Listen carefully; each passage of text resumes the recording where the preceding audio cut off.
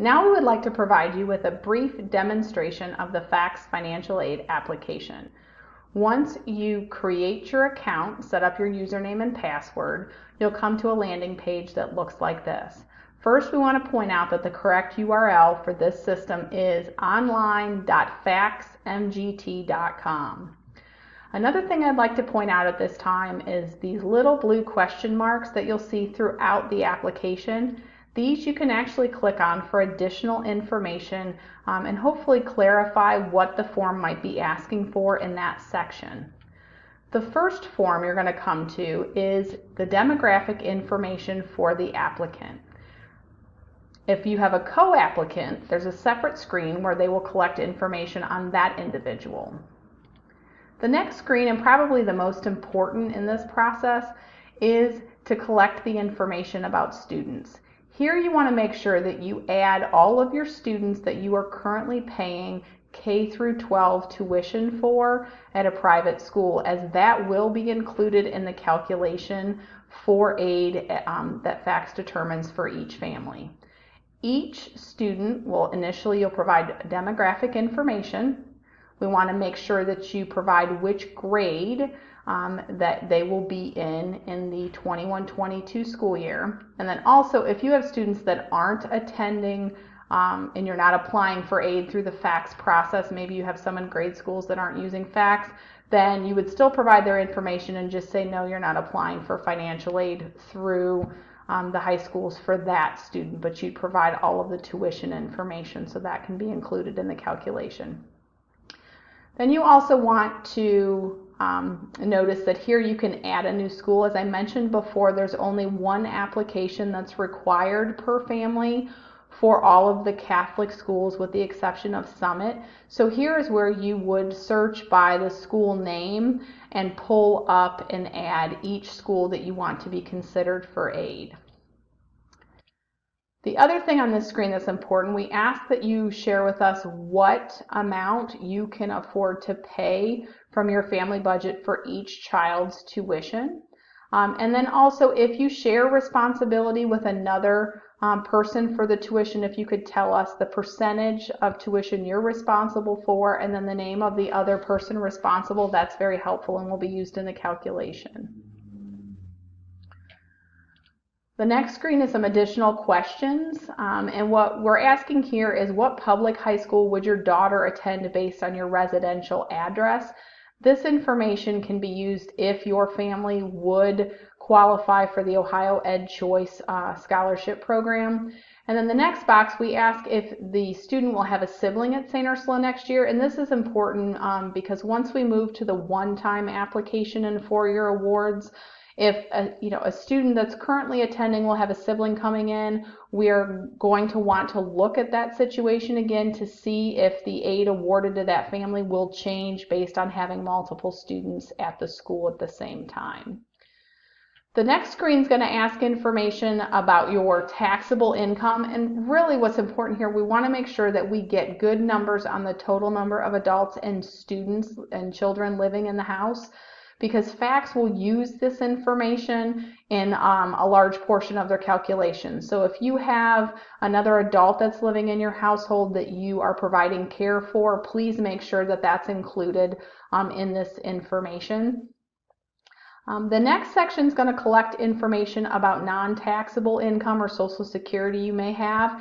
If this applies to you, if any of these apply to you, then you would click the box, and then it's going to provide you with a drop down, and you can input additional information. You'd put in an amount there, and then you could do this by how much you get per week, at bi-weekly, every month, or once a year. Whatever is easiest for you. If you know the weekly amount, put it in there, and then the system will calculate the full year amount for you. The next screen, which is really important, is the change of income. Because we're relying on the 2019 income tax return, especially with the pandemic, we understand financial situations of families can change. So here's where you will tell FACTS as well as each school if you anticipate any changes in your income in 2020 or 2021.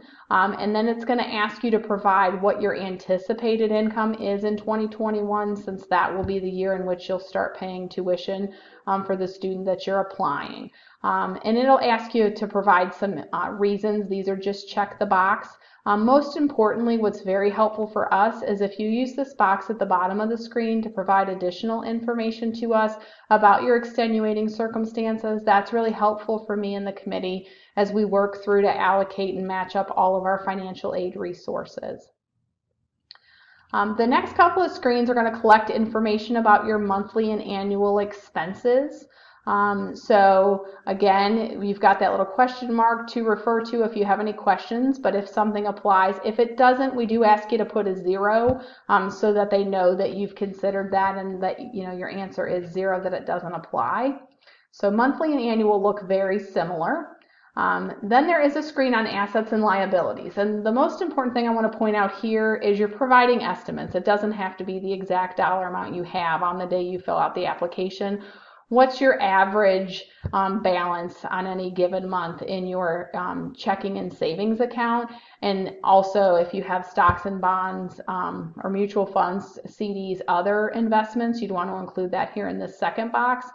What I really want to caution everybody is do not include any retirement account balances in this box. Unfortunately, I've seen people do this before, and it does drastically impact the calculation, as FACTS will pull in a percentage of these types of assets into the calculation. However, we're not using the full value of your retirement plan assets, so just make sure that you list all retirement plan assets down in this box that's specifically for retirement plan. It'll ask you for the estimated value of your home. Again, it's looking for an estimate. It doesn't have to be exact. And then also an estimate of how much you still have outstanding. It'll collect information about your monthly payments, whether it's rental or mortgage, on that monthly expense tab that we reviewed a few minutes ago. There is an additional questions tab, and really here, this, again, because all schools are using this form, this is a box that, again, you could provide additional information that you think would be helpful for us to know as we review your application. And then we do ask if you're currently an EdChoice scholarship recipient. That's very helpful for us. Or if you are a John Peterson scholarship recipient. So there's drop downs for that specifically for St. Ursula. Then you will review all of your information. I recommend once you are happy with how everything is entered that you print this screen and keep it for your records. You'll be able to get back into the form, but this is just a good thing to have on file. And then you finally come to the submission screen, and as you submit the application, it will prompt you to upload your tax documents. As I shared in the earlier presentation, Angela Steele and myself are here to help. The FACTS customer service is here to help as well. So please never hesitate to reach out and ask us if you have any questions or issues with the process.